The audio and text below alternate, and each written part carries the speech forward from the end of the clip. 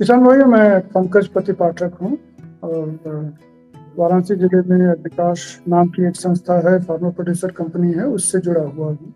आज हम आपसे अपने अनुभव मधुमक्खी पालन से संबंधित जो अनुभव है वो साझा करने की कोशिश करेंगे। हमारे किसान भाई साथ में ये भी जान लें कि मधुमक्खी पालन में व्यावसायिक रूप से करना हो तो, अब शौकिया तो अलग चीज है, व्यावसायिक रूप से करना हो तो हम उसको माइग्रेशन जिसे कहते हैं, यानी कि मधुमक्खी के डिब्बों को एक स्थान से दूसरे स्थान पर ले जाना एक तरह से आवश्यक प्रक्रिया है, क्योंकि एक ही जगह पर बारहों महीने मधुमक्खी के उपयोग लायक फूल हों ये कोई जरूरी नहीं है। जैसे हमने बात की थी कि सरसों के फूल की, अब सरसों का फूल होगा तो कितना होगा, ज्यादा से ज्यादा 1 डेढ़ महीना, 2 महीना मैक्सिमम। मतलब अगर 30 35 सारी फसलें जोड़ लें, 2 महीने रहेगा। 2 महीने के बाद मधुमक्खी क्या खाएगी, क्या करेगी? वैसे में उसको फूल चाहिए। अब दुनिया भर के फूल हम एक जगह इतनी मात्रा में तो ला नहीं सकते कि मधुमक्खियां सारा खा लें।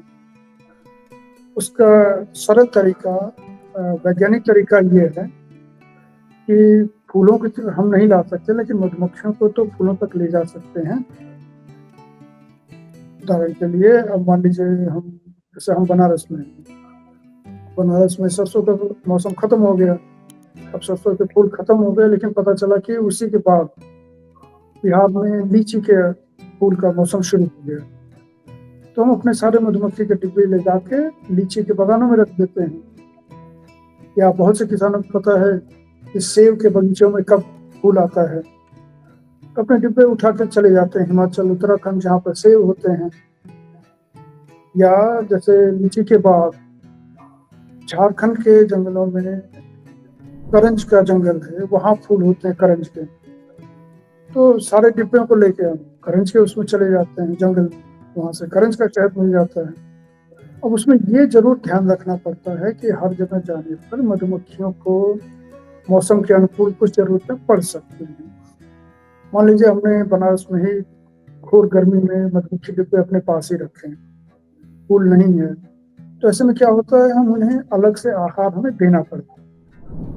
आहार कई तरह से दिए जाते हैं, वो भी प्रशिक्षण का हिस्सा, लेकिन एक मोटा मोटे समझने के लिए बता दें कि कई बार हमें मधुमक्खियों को चीनी का सीरा बना के उनके डिब्बे में डालना पड़ता है, जिससे वो अपना खाना पीना कर लेती हैं। उससे शहद अच्छा नहीं बनता है, लेकिन मधुमक्खियां जी लेती हैं, रह लेती हैं।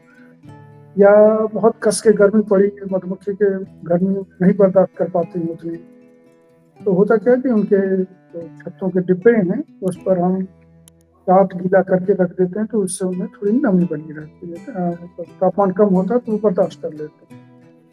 कुछ इस तरह के उपाय मधुमक्खी को कठिन समय में या विशेष परिस्थितियों में संभालने के लिए करने पड़ते हैं। फिर वही हम कहेंगे कि ये इतना डिटेल में उसका विस्तृत जानकारी के लिए आपको प्रशिक्षण लेना पड़ेगा, लेकिन ये मानिए कि हर हालत में मधुमक्खी पालन कर सकते हैं, बड़े सरलता से, वो बिना बड़ी कठिनाई के कर सकते हैं।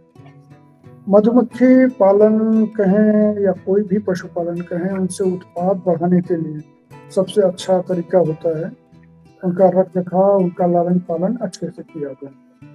उनके स्वास्थ्य के अनुकूल, उनकी वृद्धि के अनुकूल जो भी वातावरण बना सकते हैं हम, वो किया जाए तो होगा। और मधुमक्खियों के साथ ये है कि फूलों की उपलब्धता, जिससे उनका खाना अपना आहार लाते हैं, वो सबसे बड़ी चीज हो।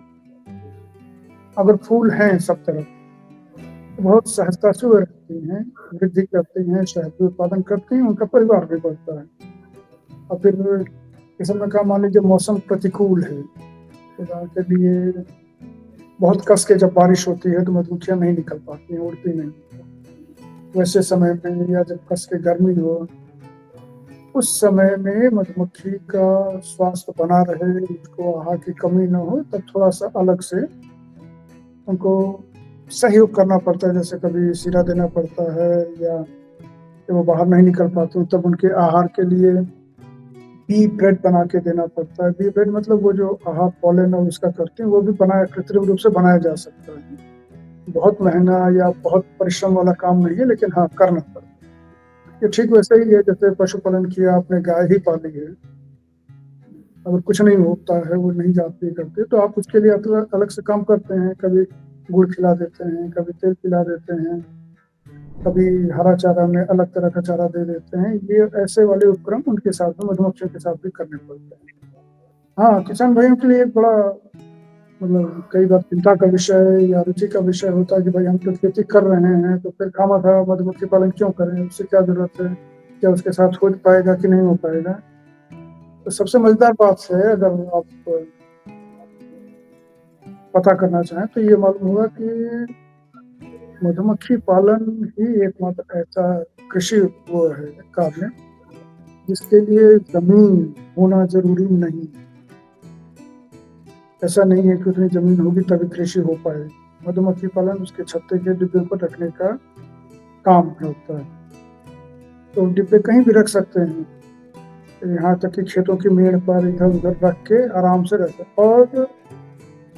और अन्य कृषि कार्य जैसे खेती बाड़ी तो मधुमक्खी पालन और कृषि एक तरह से देखें तो एक दूसरे के पूरक है।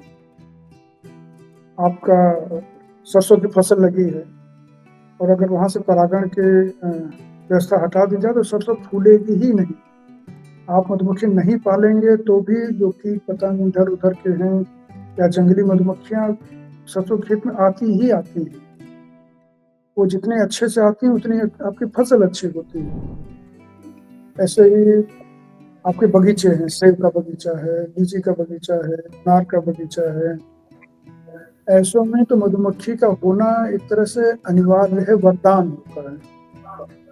जितना अधिक मधुमक्खियां उसमें सक्रिय होंगी उतने अधिक फसल होगी, फल अच्छे आएंगे, फूल अच्छे विकसित होंगे, फलों में मिठास बढ़ेगी।